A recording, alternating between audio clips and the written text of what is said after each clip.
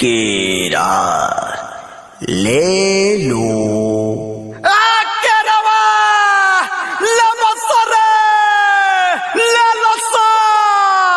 आई हो दादा, ये कौन अतिया चिल्लाता रे?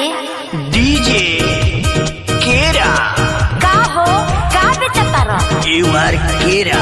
का? माई ठेला इज केरा। गाछी के तोरल बाया की बागोरल, सोरो चिल्ला के तू कैला खखोरल। लेवे के बात लो, न तो यू कैन गो गो गो। अरे न मन हो। गाछी के तोरल बाया की बागोरल, सोरो चिल्ला के तू कैला खखोरल। यू आर केरा। तोके फायदा करी दुनु बेरा ले लो, आवा करे जाहो केरा ले लो, आवा करे जाहो केरा ले लो।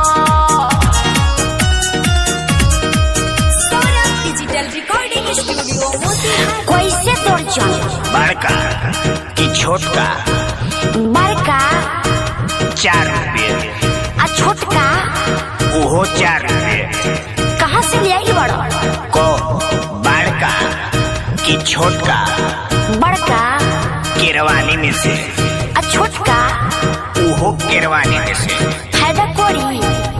को बड़का की छोटका? बड़का भरपूर। आ छोटका? इहो भरपूर। पाकल बा? को बड़का की छोटका? बड़का पूरा पूरा। आ छोटका? इहो पूरा पूरा। जब दोनों पाकले बा त बड़का छोटका का पहिले बा? विकेश भोजपुरिया। डीजे केरा। जानो पानी तोरो हम बदमाशी, सेवन करा के धरा दे दे खासी। डीजे केरा। अरे पोरी जरूरत न खाए के दवा, बोली हो याद रोग हो जाई हवा। होते बाटे देखो गोद बेरा ले लो,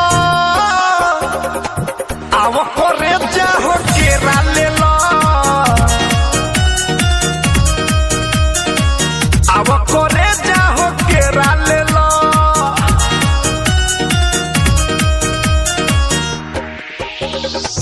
ऐ ई पाकल कैसे बा? बड़का की छोटका? बड़का भूसौली में। आ छोटका? इहो भूसौली में। ई खाई कैसे जाला? बड़का की छोटका? बड़का छील के। आ छोटका? इहो छील के। ई कैसन लागेला? बड़का की छोटका? बड़का चीनी लेखा।